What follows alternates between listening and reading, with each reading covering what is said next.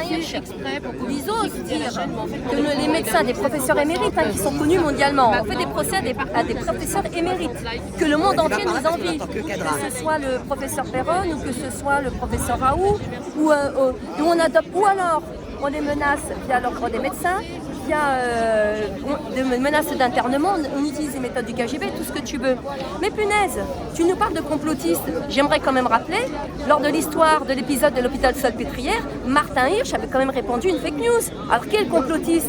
Les gens ont la mémoire sélective ou alors ils oublient très vite. C'est que ça. Moi, j'aurais tendance à écouter un médecin, comme je l'ai déjà dit, qui met en danger sa carrière, sa vie professionnelle, pour le bien-être de la population, tu vois.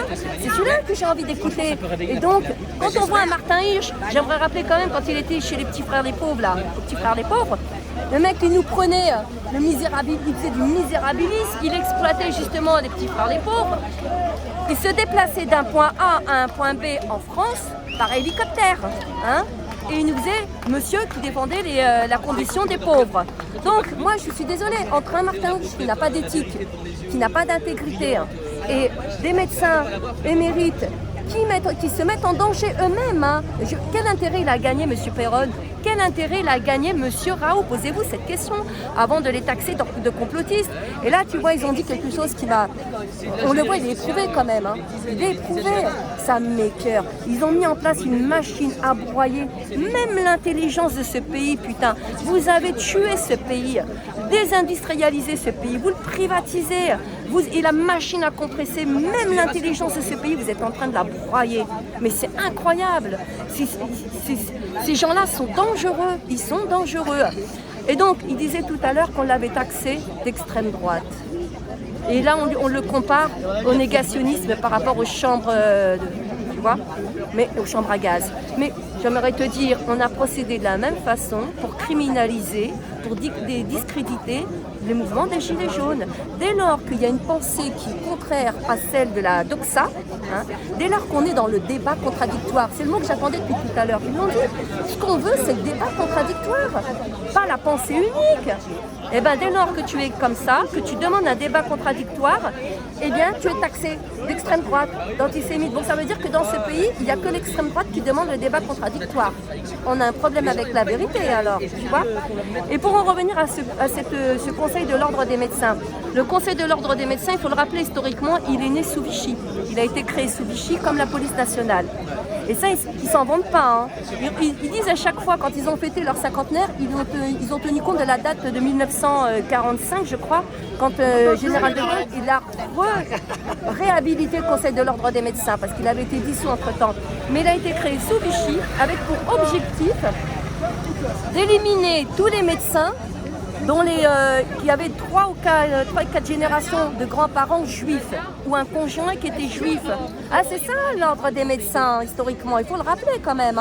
Il a été dissous par la suite, effectivement, et après recréé sous De Gaulle. Ben, là, j'ai un peu l'impression, avec l'ordre des médecins, qu'on assiste, tu vois, c'est Vichy. On fait la chasse aux bons médecins. Voilà, c'est ciblé, tout ça c'est ciblé. Tu vois, il y a du soutien là dans la rue.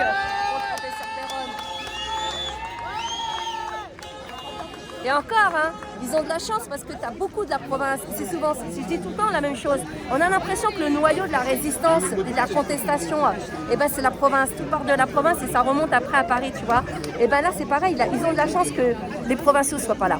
Parce que s'il y avait les provinces, ou alors que les institutions et que l'hôpital ne soit pas en province, parce que je pense qu'il y aurait eu vraiment une manifestation avec beaucoup plus d'ampleur. Mais voilà, il faut rappeler historiquement ce que c'était l'ordre des médecins. Et donc là, on est vraiment devant une chasse aux sorcières, et je trouve ça triste, vraiment très triste pour un pays comme la France, et même à l'échelle mondiale. À l'échelle mondiale, je sais pas, il y a des médecins un peu partout dans le monde qui plébiscitent le professeur Raoult, qui plébiscitent le professeur Perron, et qui sont même choqués des mesures qui sont prises par ce gouvernement contre des professeurs qu'ils aimeraient bien avoir dans leur pays. Moi je dis professeur Perron, professeur Raoult, tous ceux qui sont conspués, fustigés, calomniés, diffamés, quittez la France. C'est ce qu'ils veulent. En fait, c'est ce qu'ils veulent. Tout au rabais. En France, on veut tout au rabais. On veut au rabais, mais on veut surtout des petits soldats bien disciplinés, hein, la pensée unique, la doxa. Il faut suivre, comme il avait dit Macron, déjà dans les hautes administrations, il ne voulait mettre que des personnes qui répondaient à sa ligne politique. Mais derrière Macron, parce que ce qui se passe aujourd'hui, c'est un truc, c'est ce qui s'est préparé depuis des décennies.